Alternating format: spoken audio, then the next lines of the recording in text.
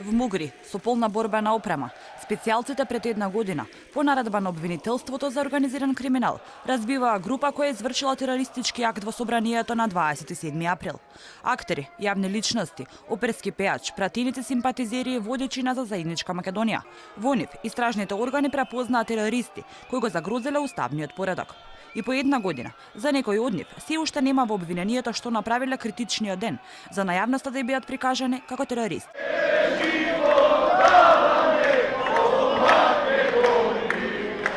Упади во домовите во 5 часот наутро, полицајци со оружје, солзи во очите на сопружниците, страф и трепет кај децата. Рано утринава, околу 5 часот, полицијата упадна во нашиот дом, направи претрес со безбројни регуларности, па го зедоа татко ми. Покрај тоа што сите знаат дека има проблеми со срцето, дека пред 3 месеци се оперираше, не ни дозволија значи да му пружиме, да му дадеме потребната терапија. Симпатизирате и подржувачите на протестите за заедничка Македонија.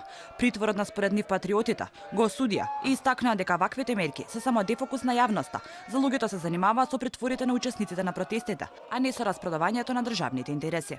Се уништуваат кариери и животи на познати личности. Точно тоа е тактиката како треба да се уништи едно општество. Ова што се прави е, веќе реков, срамно, перверзно, болно, одвратно, ниско човечно, нехумано. И ова е најверојатно агенда која треба да се истурка. Социјалните мрежи вријаа и тогаш и сега, каде се поставува прашањето дали пеењето на македонската химна е критично дело. Не стивнуваат ниту критиките од невладините организации, кои реагираат за маратонските судски рочишта, кои траат повеќе од 12 часа. Обвинетите некој пат се оставаат без храна и вода. Рочиштата за немилите настани во собранието продолжуваат и денеска.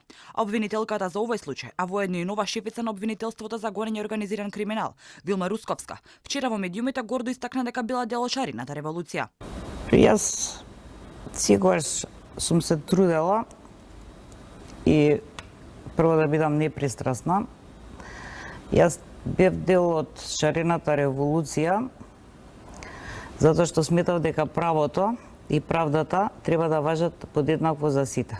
И за ситните измамници, кои што кажавте, но и за високите политичари. И додека обвинителството е убедено дека фатило група која ќе докаже дека извршила тероризам, политиката на власта ја помеша работата. Кога доби поддршка од првата тројка обвинети пратеници, кои ги поддржаа политиките на премиерот Зоран Заев за уставните измени.